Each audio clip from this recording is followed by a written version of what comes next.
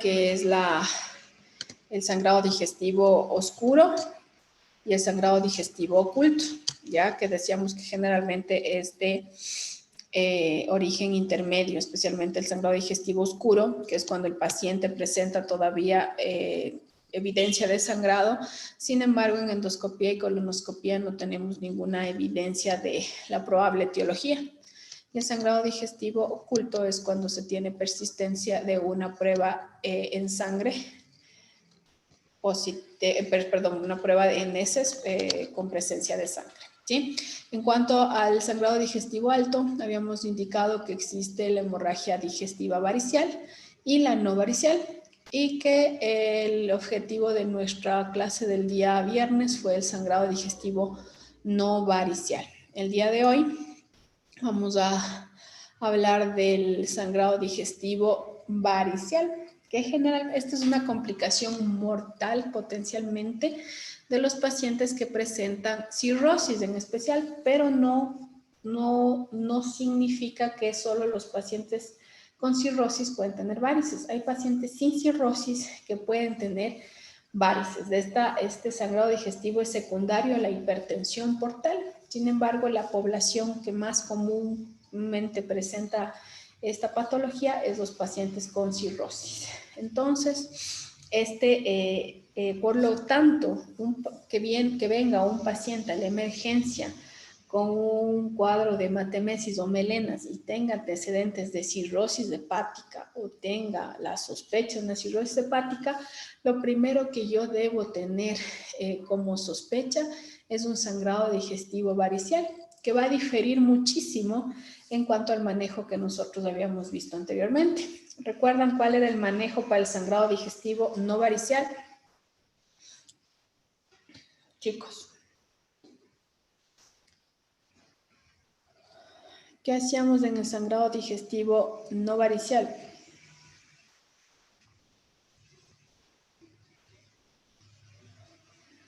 ¿No recuerdan? ¿No están en clases? ¿Qué pasó?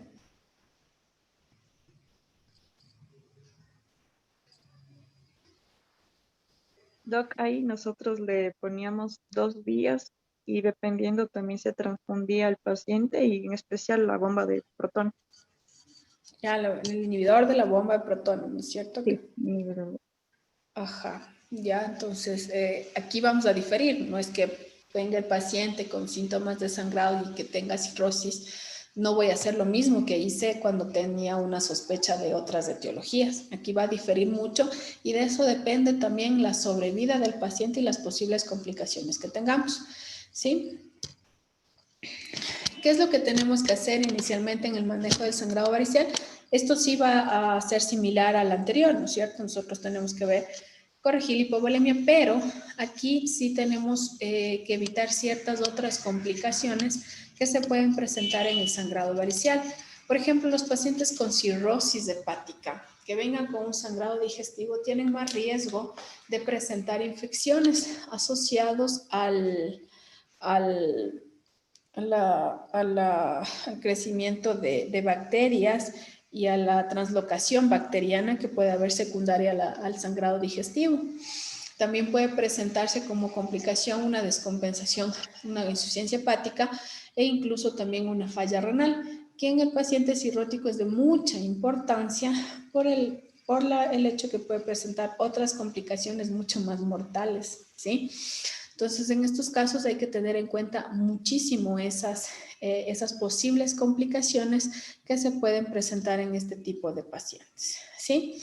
Entonces, ¿cómo aquí también va a ser diferente la restitución de volumen? ¿Sí? Nosotros hay que tener en cuenta que, por ejemplo, aquí no tenemos que sobretransfundir. ¿Por qué será que no debemos sobretransfundir? ¿Se imaginan por qué? Doc, disculpe, ¿cuál fue su pregunta? Que aquí, bueno, entre todas las indicaciones que dan, que tenemos para el manejo del sangrado varicial, hay que tener en cuenta no sobretransfundir. ¿Por qué creen que podría ser la causa?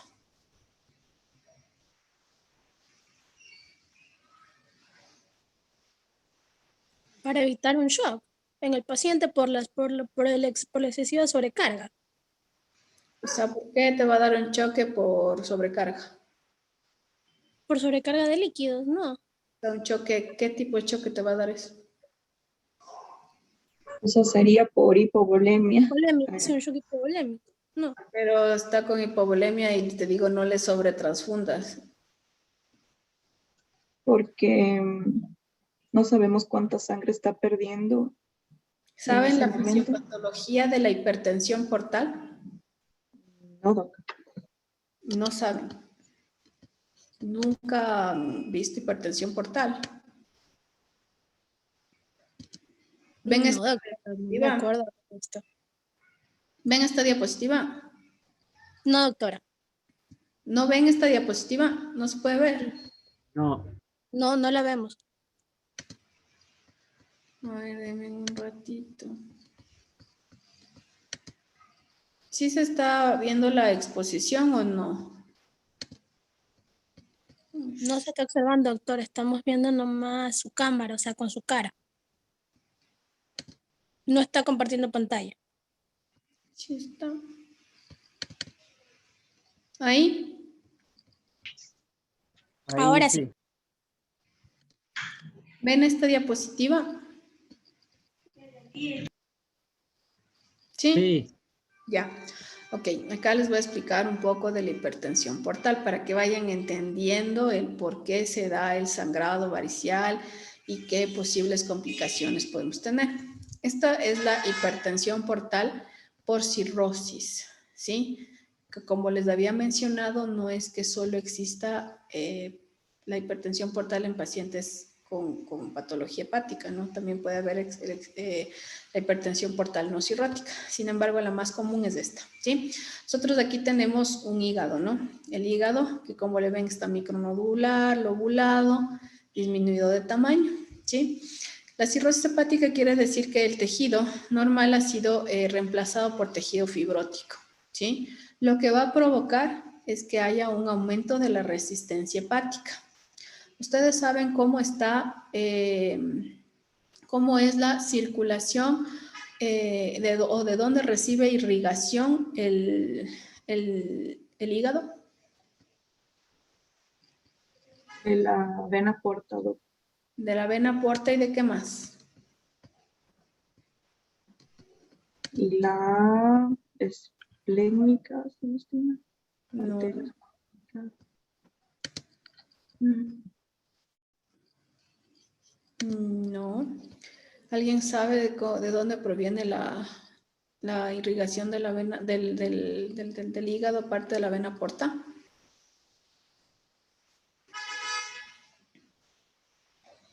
¿No?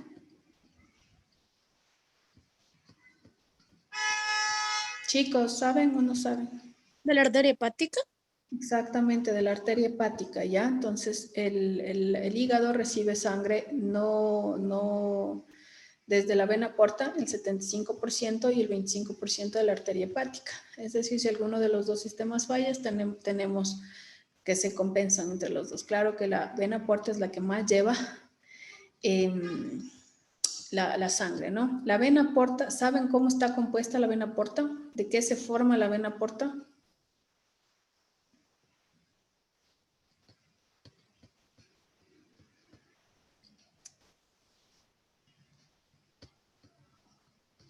¿No? Chicos. Esplénica De y la vena esplénica y de la mesentérica superior. Ya, exactamente, de la esplénica y la mesentérica superior y la vena mesentérica inferior también puede desembocar directamente en lo que es la esplénica o hay casos en que también se desemboca en la vena porta, ¿sí? Entonces, sabemos que la vena porta recoge sangre de todo lo que es el sistema gastrointestinal o el sistema esplácnico, como se dice, la circulación esplácnica, ¿ya? Que se debe a todo al sistema gastrointestinal, ¿sí? Entonces, cuando hay un aumento de la resistencia a nivel hepático, ¿qué me va a provocar en la vena que más flujo lleva al hígado. Si no tengo dónde, o sea, no puede desenfocar normalmente porque está aumentada la resistencia, ¿qué va a suceder con la vena porta? Aumenta la presión, ¿no? ¿De?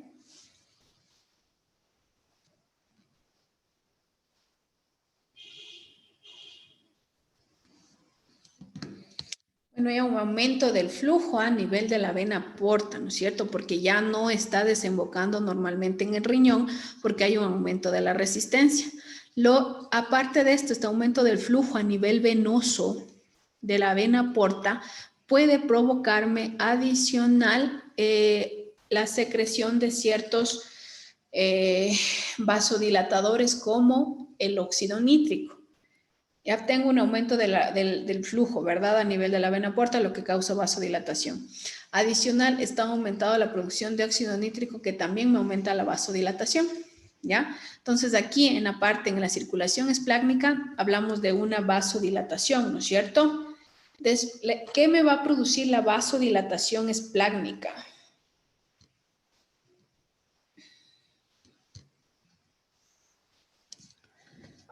Mayor flujo.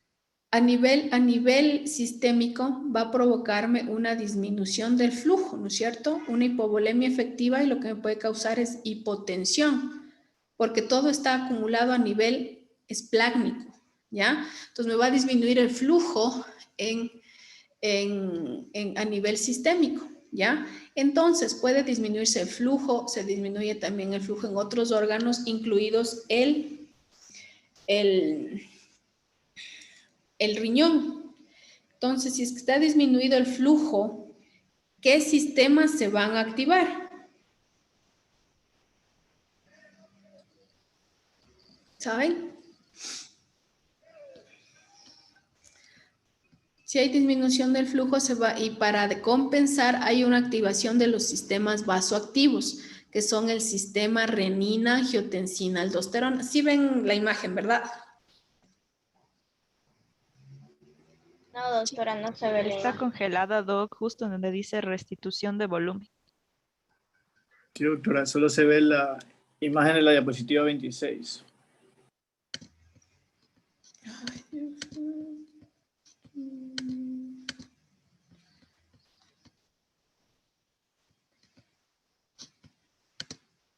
Ahí ven. No, Doc. No, No, doctora, intente dejar de compartir y volver a compartir las diapositivas, pero en pantalla completa, para que no le suceda eso. Bueno, ahí.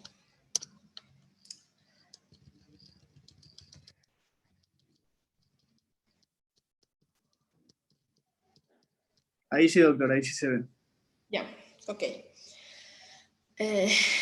A ver, lo que les iba diciendo, ¿no es cierto? Hay un aumento de la resistencia a nivel hepático, lo que va a provocar que la vena porta no pueda llegar con toda la sangre hasta el hígado y va a aumentar el flujo a nivel de la vena porta. Es decir, va a haber un aumento del flujo venoso portal. Por ende, me va a provocar una vasodilatación porque está acumulándose toda la sangre que ya nos llega al hígado, ¿no es cierto? Me provoca una vasodilatación esplácnica, es decir, de los vasos del sistema gastrointestinal, ¿sí? Lo cual me va a provocar que a nivel sistémico una hipotensión o una hipovolemia efectiva, lo que les decía que activaba los sistemas vasoactivos como son la renina, angiotensina, aldosterona, como una forma de compensación. ¿Qué me provoca esta activación de los sistemas vasoactivos? Un aumento del gasto cardíaco, una retención de sodio y agua y el aumento de la volemia, ¿sí? Este aumento del gasto cardíaco, la retención de sodio y agua y hipervolemia me perpetúan el aumento del flujo venoso portal, ¿sí? Adicional, esta activación de los sistemas vasoactivos de forma indirecta también me aumentan la resistencia funcional a nivel hepático y me empeoran más la resistencia aquí, ¿sí? Que antes de que todo esto se produzca, si hay un aumento a nivel de la vena porta Y estamos diciendo que se forma de la esplénica, de la mesentérica superior y la mesentérica inferior directamente en la esplénica. Ahí va a estar acumulada la sangre. ¿Y qué es lo que trata?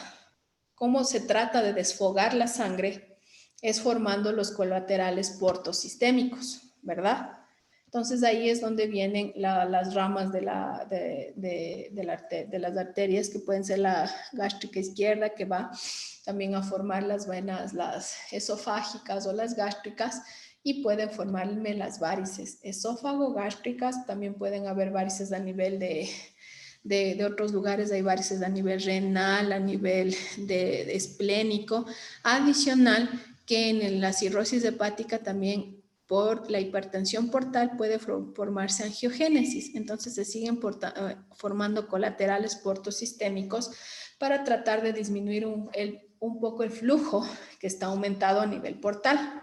Entonces yo les iba diciendo que en el manejo esencial es la restitución de volumen, pero que sin embargo en los pacientes con sangrado varicial hay que tener muy en cuenta que no hay que sobretransfundir, ¿ya? ¿Por qué? ¿Por qué les decía esto? Porque toda la sobretransfusión me va a hacer que todo esto nuevamente se siga vasodilatando, aumente el flujo venoso, porque no es que se queda a nivel sistémico, ¿ya? Porque está todo acumulado. Aquí hay una vasodilatación. Entonces, si yo mando muchos líquidos, puedo hacer que aumente el flujo venoso y hacer que todo este círculo vicioso aumente, se perpetúe y siga aumentando la presión y pueda haber sangrado, ¿sí? Entonces, eso es una parte fundamental en la restitución del flujo, ¿sí? ¿Me entendieron? Sí, doctor. Sí. Sí, doctora. Sí, doctor.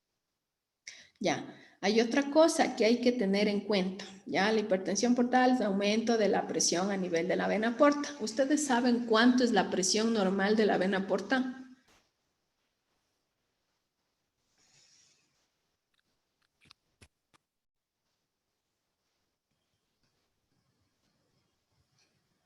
¿No? No, doctora.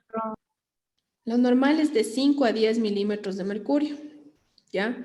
Que bueno, que la mejor forma para medirla es poniendo un catéter directamente en las arterias y las venas hepáticas, que eso es muy invasivo. Sin embargo, para que tengan en cuenta, lo normal es de 5 a 5 milímetros de mercurio. Cuando ya hay presencia de hipertensión portal, es decir, está más de 5, ¿no es cierto? Para decir hipertensión portal. Y para que se formen las varices se necesita una presión de 10. Si un paciente ya viene con varices, sabemos que ya tiene un aumento de la presión hasta 10. Y para que venga con sangrado, la presión sube hasta 12. ¿Sí? Y hay pacientes que no dejan de sangrar por más cosas que se hagan. Eso quiere decir que es refractario y que puede subir la presión hasta 20 milímetros de mercurio. Sí, tomen en cuenta que solo es hasta 5, ¿ya? Eso también es importante para saber en algunas preguntas que les pueden hacer, ¿sí? ¿Sí? Ya, entonces, como les iba diciendo, en el manejo es importante esta restitución de volumen, tener en cuenta no sobretransfundir, pero también hay que cuidar que no haya hipotensión mucho tiempo en los pacientes con cirrosis y con sangrado varicial, debido a que hay una predisposición a infecciones e insuficiencia renal, lo que puede traer otras complicaciones en los pacientes como un síndrome hepatorrenal, ¿sí? Bueno, acá en este cuadrito es lo que les iba explicando, ¿no? La hipovolemia y la hipotensión hacen que los sistemas vasoactivos se activen, continúe, qué es lo que nosotros debemos tratar de hacer si está vasodilatado a nivel de esplácnico. ¿Qué creen que nosotros deberíamos tratar de lograr?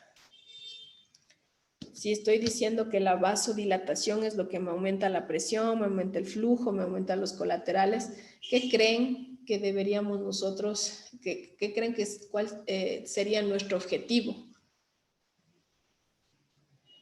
Bajar las presiones. Bajar la presión, ¿no es cierto? ¿Cómo hago? Si tengo vasodilatación, ¿qué debo hacer?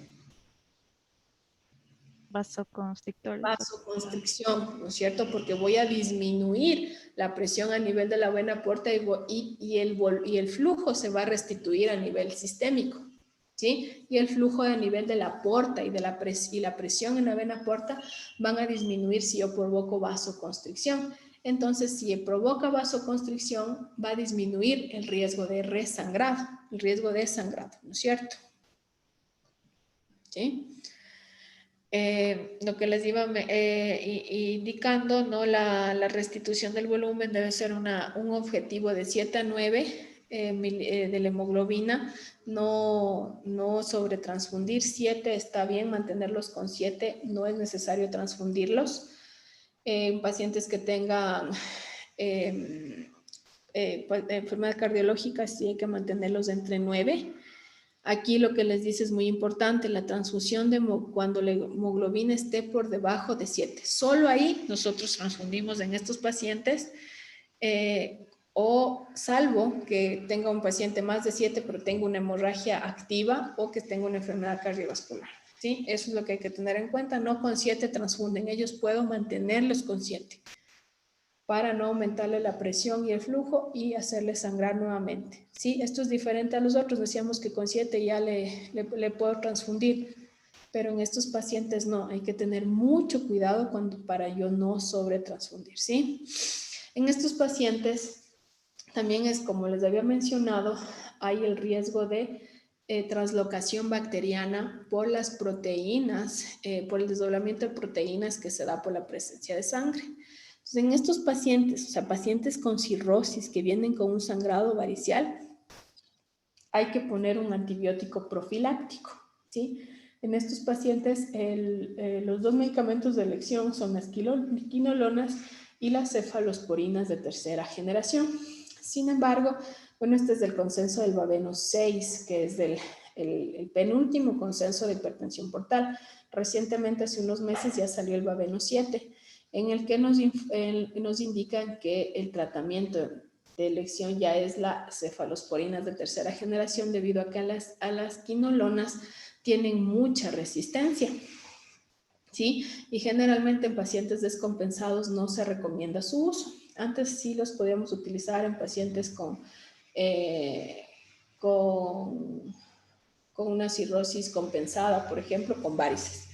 Pero ahora ya se conoce que es de preferencia las cefalosporinas de tercera generación y no las quinolonas. Entonces, en todo paciente, primero, luego de restituir su volumen, tenemos que evitar las infecciones bacterianas y ponerle antibiótico profiláctico, ¿sí? ¿Qué más debemos buscar en estos pacientes con hipertensión portal y sangrado digestivo? Es evitar la encefalopatía hepática, ¿ya? ¿Qué nos puede provocar la encefalopatía hepática? Una alteración de la conciencia, ¿sí? Una alteración del estado mental, y el tratamiento óptimo en estos pacientes es corregir los factores precipitantes, porque para que se forme una encefalopatía hepática debe haber un factor precipitante, en este caso las infecciones, puede haber el sangrado, uso de diuréticos. Entonces, en este caso que estamos hablando de un sangrado digestivo varicial, lo que tengo que hacer es obviamente corregir el sangrado e iniciar tratamiento empírico para que el paciente no presente o profundice una encefalopatía hepática. El tratamiento de elección, pues lo veremos en otra clase de cirrosis y sus complicaciones, que ahí profundizaremos un poco más sobre esto, ¿sí? Otra cosa que hay que cuidar en cuanto al sangrado varicial es que el sangrado nos va a provocar una reducción del volumen intravascular, lo cual no puede causar una lesión renal aguda. Igualmente, el riesgo de infecciones bacterianas, y a veces utilizamos medicamentos nefrotóxicos, lo cual puede hacer que empeore la lesión renal aguda, ¿sí? Entonces, ¿qué nos dice el Club Internacional de Ascitis? Que nosotros debemos tratar en estos pacientes de evitar todos los posibles medicamentos nefrotóxicos, expandir el volumen plasmático para restituir el flujo renal y reconocer rápidamente cuáles son los pacientes que pueden desarrollar este tipo de lesiones. Como les dije, eso posteriormente vamos a ver en una clase de complicaciones de la cirrosis hepática. Ese es el manejo en general, ¿sí? Ahora, como habíamos dicho al inicio, que tenemos una vasodilatación y nosotros queremos, que habíamos dicho que queremos provocar una vasoconstricción, aquí es el manejo con los agentes vasoactivos, a diferencia de lo que utilizábamos en sangrado digestivo no varicial, el inhibidor de la bomba de protones. Aquí este es el tratamiento de elección. ¿Para qué? Para provocar la vasoconstricción esplácnica, que son el uso de los agentes vasoactivos, los cuales deben ser iniciados tan pronto nosotros tengamos ya la sospecha de que un paciente tiene un sangrado varicial. Lo ideal es iniciarlo justo antes de la endoscopia, porque no es lo mismo ingresar con un paciente con un sangrado activo en chorro, en jet, con las varices esofágicas, a un paciente que haya tenido sangrado, pero que en ese momento no lo tenga activo. Es mucho más fácil ligarlas y no tener que ligarlas a ciegas o el riesgo de aspiración y todo. Entonces, eso me ayuda el agente vasoactivo a provocar una vasoconstricción esplácnica y el riesgo de resangrado, ¿sí? ¿Qué es lo que aquí? Sí, en un sangrado varicial es las dos terapias van juntas, el tratamiento con vasoconstrictores esplácnicos y la terapia endoscópica, ¿sí? ¿Cuánto tiempo lo debemos mantener este medicamento, este vasoconstrictor? Es hasta 3 a 5 días después de haber realizado el tratamiento endoscópico.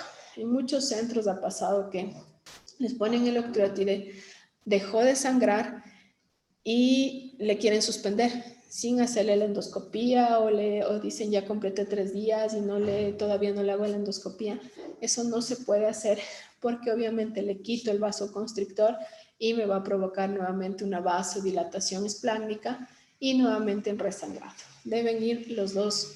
Nosotros debemos manejar el inicio con el vasoconstrictor y posteriormente llevar una endoscopia y mantenerlo hasta 3 a 5 días después del vasoconstrictor esplácnico, ¿sí?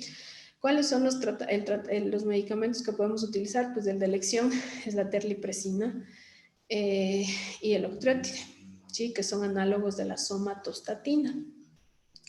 Sin embargo, bueno, al momento, en la actualidad, la terlipresina ya está dentro del cuadro básico de medicamentos recientemente. Sin embargo, en el mercado es muy difícil encontrarlo. El que es un poco más adecuado y que ha estado más al alcance de nuestras manos es el octreotide. ¿Cuál es la dosis que nosotros debemos utilizar? Es en una infusión continua entre 50 a 25 microgramos hora, ¿sí?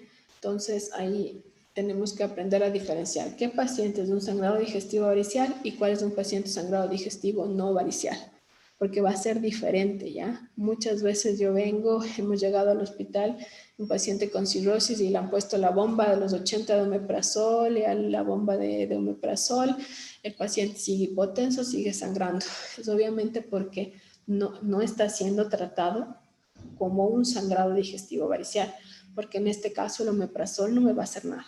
Lo que yo debo hacer es tratar de provocar una vasoconstricción para que me disminuya la presión y el riesgo de resangrado.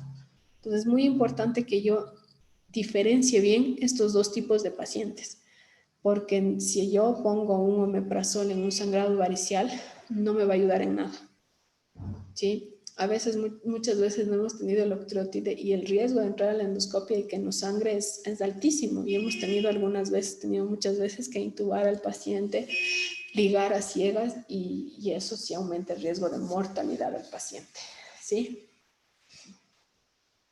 Como les había mencionado, la otra terapia, la que debe ir concomitante con la terapia clínica, es la terapia endoscópica. Esto hay que tener muy en cuenta que siempre debe estar con protección de la vía aérea. ¿Por qué? Porque el sangrado de las varices puede ser profuso. Al momento de hacer la endoscopia, si hay un sangrado activo, puede haber una aspiración y el paciente puede fallecer, ¿sí? ¿Qué es lo que se recomienda? La escleroterapia, que ya casi no se utiliza mismo. Ahora tenemos la ligadura de bandas, que con eso nos ayuda a controlar la hemorragia hasta en un 90%, ¿sí? ¿En qué casos tenemos que hacer escleroterapia? Salvo que no tengamos ligas, ¿sí? La ligadura da menos eventos adversos, porque la escleroterapia se ha visto que puede provocar eventos sistémicos porque se inyecta un pegamento, ¿ya? Entonces esto puede provocar trombosis, otras complicaciones. Por eso es que ya no se lo utiliza y el tratamiento de elección es la ligadura. Entonces, un paciente que me venga con sospecha de un sangrado digestivo varicial, el manejo de su parte hemodinámica, evitar las posibles complicaciones que tenga, ¿no? Restituir el volumen, evitar la falla renal, evitar las infecciones y el tratamiento de elección, el vasoconstrictor esplácnico conjuntamente con la terapia endoscópica. ¿Sí? ¿Alguna pregunta hasta ahí?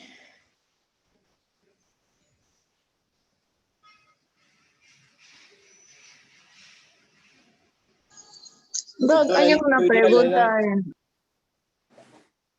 En este caso de la ligadura de bandas, ¿hay algún límite en la edad para saber si es riesgoso hacerle eso al paciente? No, el tratamiento de elección es la ligadura de bandas independientemente de la edad, que o sea, por más adulto mayor que sea, si yo no le ligo, o sea, va a seguir sangrando, se va a morir.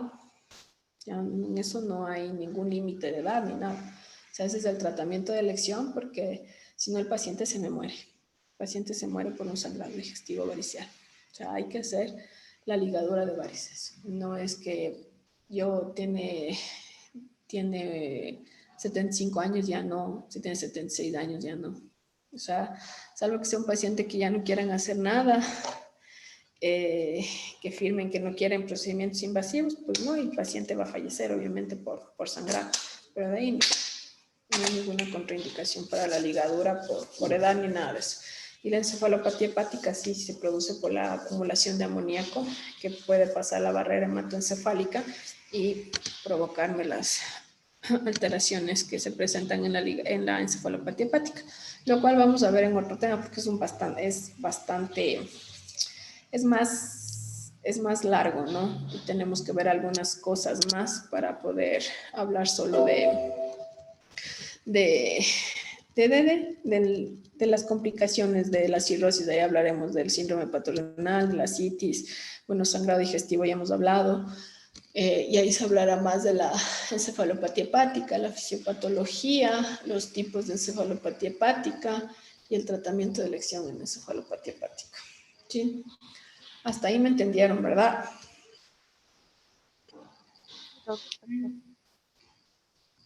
Ya. Sí, doctora. Ok.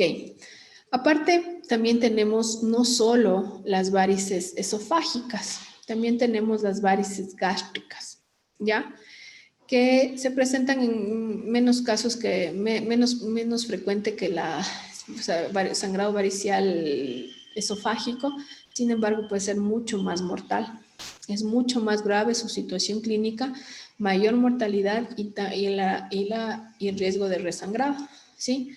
Aquí no es que yo pueda, bueno, sí hay evidencia que sí nos puede ayudar el vasoconstrictor esplácnico. Sin embargo, aquí no es de utilidad la ligadura de varices, ¿sí? Porque las varices pueden estar en el fondo gástrico, en el cuerpo gástrico y son varices muy grandes.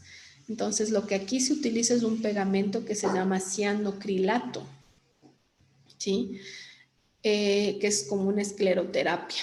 ¿Sí? Solo las varices gástricas que están bajo, que son subcardiales, es decir, que son como continuidad de las varices esofágicas, se benefician de la ligadura de las varices esofágicas mismo. Pero en la parte de abajo, en las varices gástricas, lastimosamente, el tratamiento de elección es el cianocrilato. El riesgo de que, por ejemplo, al haciendo el procedimiento, hay una trombosis es muy alto porque puede el pegamento emigrar, también puede dañarnos el equipo y no poder hacer el procedimiento. Generalmente la tasa de resangrado es mucho más alta y bueno, en estos casos todavía es controversial si continuamos o no utilizando los beta bloqueadores que son la profilaxis primaria y secundaria, ¿sí? Pero esto deben conocerlo, que también debemos por lo menos hacer el mismo manejo, ¿no? El vasoconstrictor esplácnico y bueno, ya vendrá después la decisión en la terapia endoscópica. Sin embargo, para que lo sepan, esto es mucho más grave que las varices esofágicas. ¿sí? Entonces aquí tenemos un cuadrito, un cuadro para podernos guiar, ¿no es cierto? Tenemos un paciente con cirrosis y una hemorragia digestiva. Tenemos la sospecha de que el sangrado sea por varices. Entonces, ¿qué debemos hacer nosotros? El fármaco vasoactivo que les habían mencionado, que el tratamiento es la terlipresina, 1 miligramo, 2 miligramos en ese momento, y luego cada 4 horas, o el octreotide. Dime. Doc, ¿cómo se ven las diapositivas? Otro. Chuta.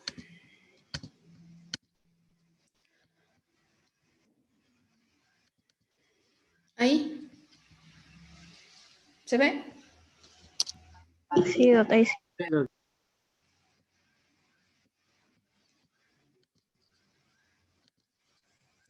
Ya, entonces, como les decía, ¿no? Un paciente con cirrosis hepática y una hemorragia digestiva con sospecha de un sangrado varicial, lo que primero tengo que hacer es el fármaco vasoactivo, la terlipresina o el octreotide, y posteriormente lo que les había mencionado, ¿no?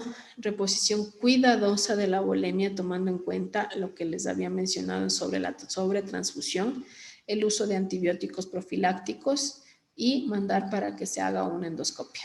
Si tenemos una endoscopia, evidencia de que tenemos una hemorragia por varices esofágicas, tenemos que hacer una ligadura, ¿sí? Si se controla la hemorragia, el continuar el tratamiento con octreotide de terlipresina durante de 2 a 5 días, y posteriormente tenemos que iniciar la profilaxis secundaria, ¿ya?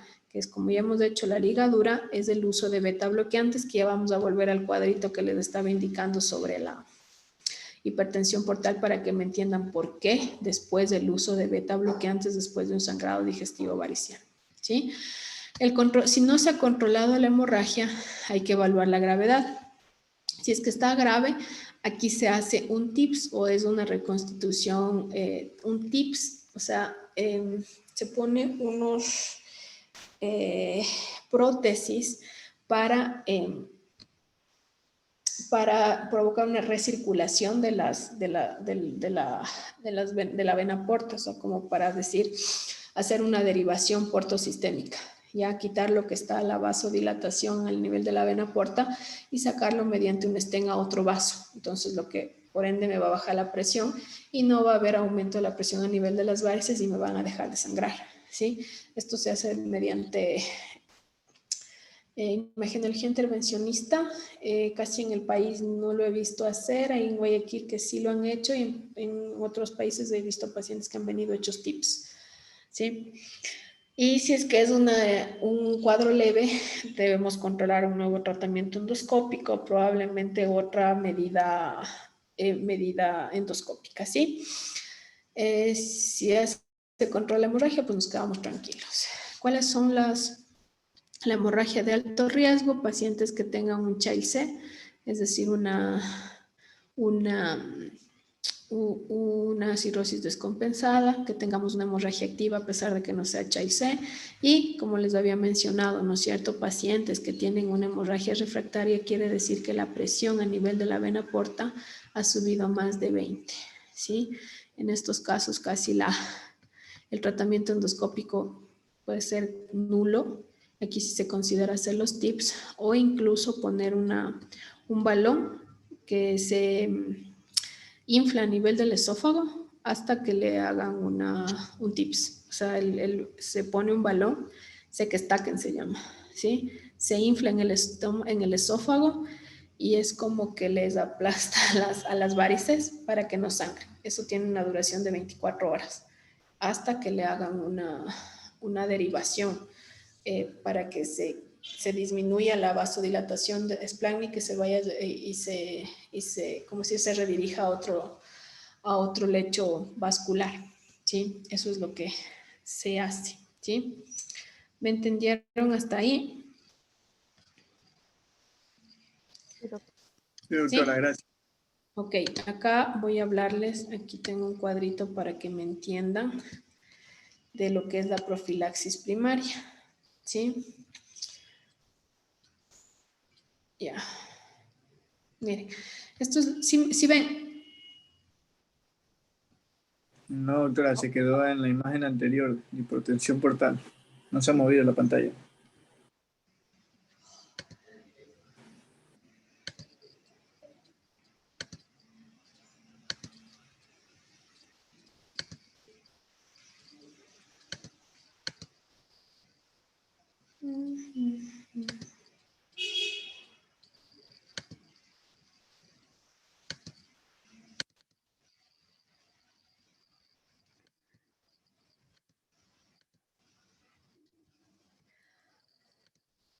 Ahí pueden ver.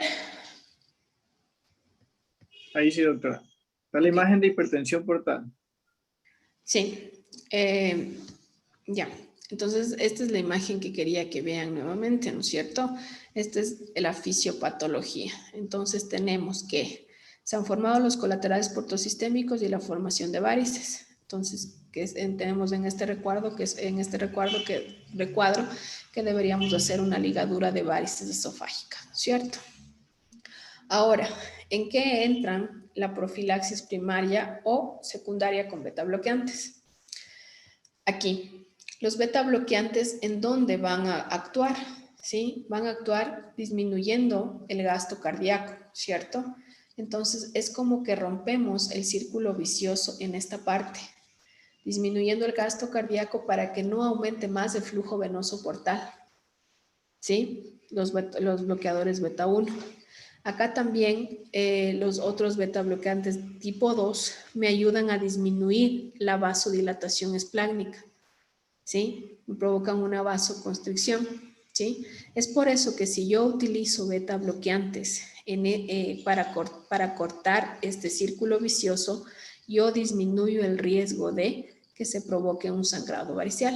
Entonces, en todo paciente que tenga cirrosis, yo debo hacer una endoscopia de screening si no ha sangrado. Hago una endoscopia y le veo con varices y están con puntos rojos, pero nunca ha sangrado.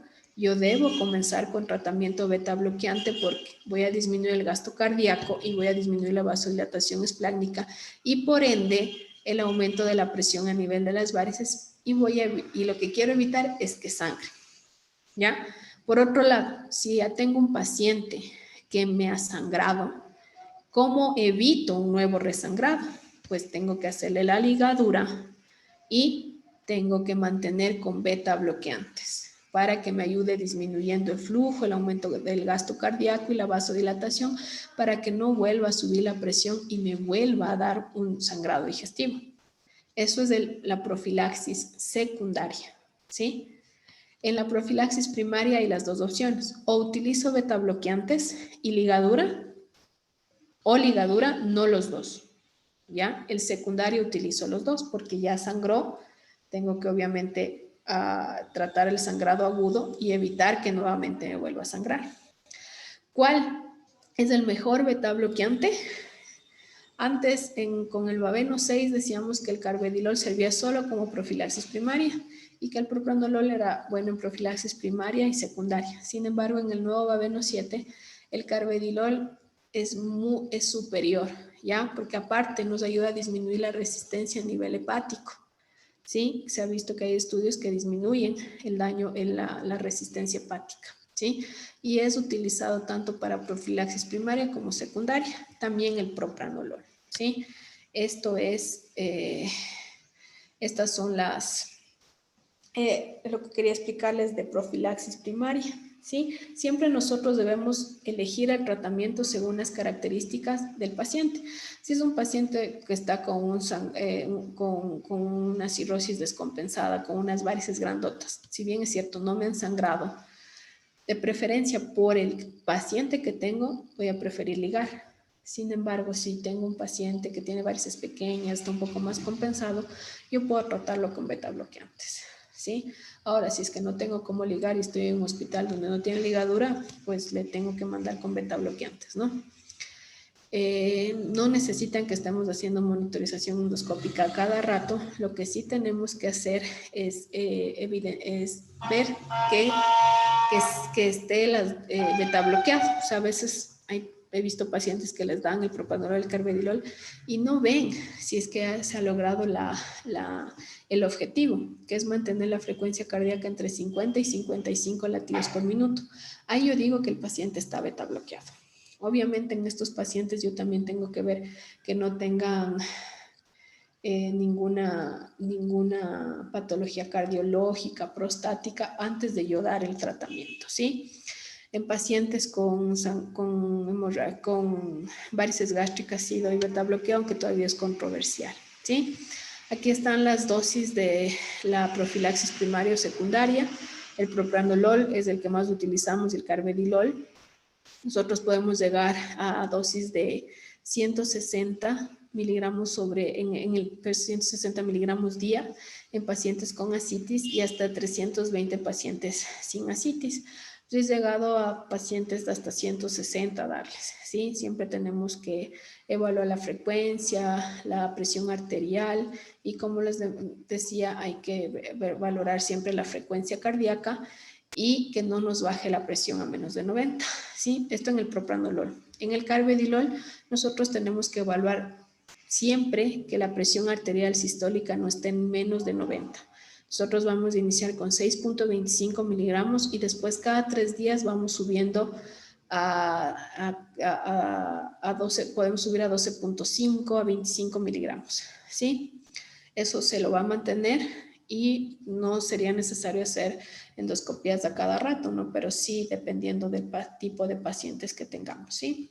Aquí tenemos lo que es una ligadura de varices, como pueden ver, ¿sí ven, no es cierto? Como que le agarramos a la varice y le ponemos una liguita para que ya deje de sangrar. Siempre después de una ligadura hay que hacer un nuevo control al mes.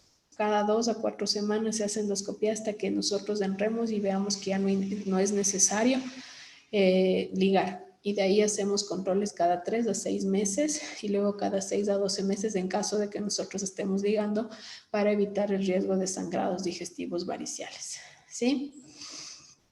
Que hay que tener en cuenta que no todo paciente con cirrosis se va con beta bloqueante.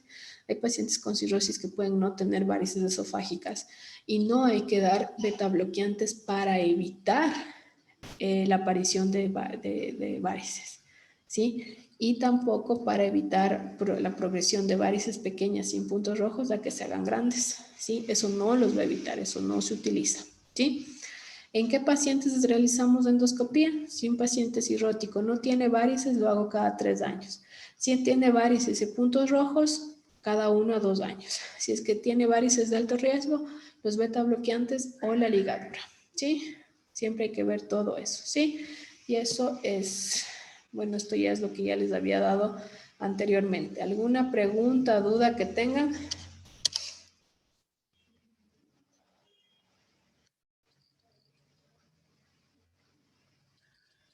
Chicos, ¿dudas? ¿Algo? Doc, hay preguntas en el chat. A ver.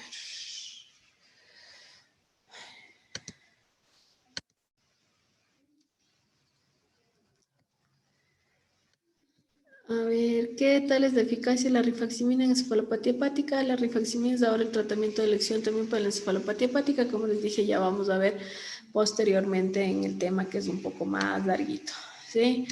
¿Se puede hacer electrocauterización? No, se hace escleroterapia. No tenemos que cauterizar nada ni quemar nada, porque lo que tenemos que hacer es obliterar el vaso o atrapar el vaso. No me sirve quemar.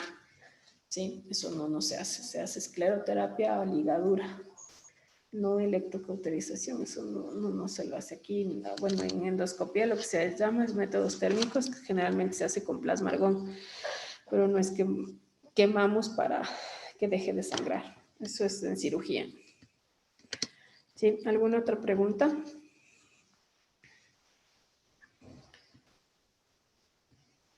¿No? Otra cosa que les quería decir, ¿no? En el sangrado varicial, pues el paciente, ¿perdón? ¿No? ¿Preguntas, chicos?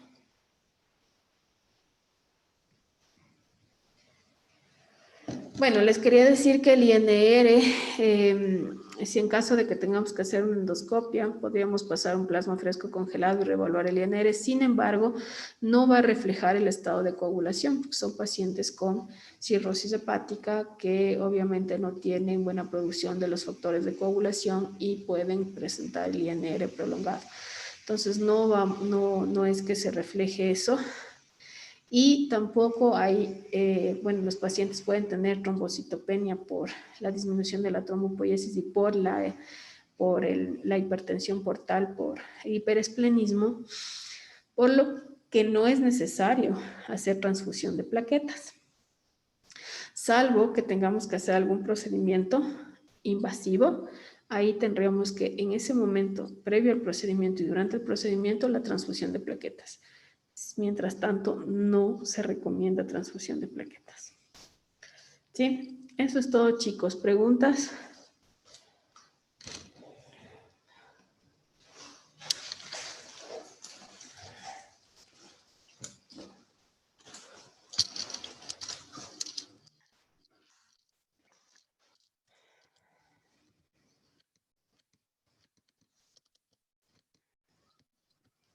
¿No?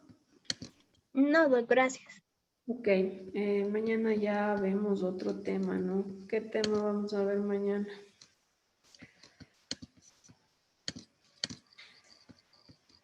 ¿Qué tema les hace falta ver, chicos?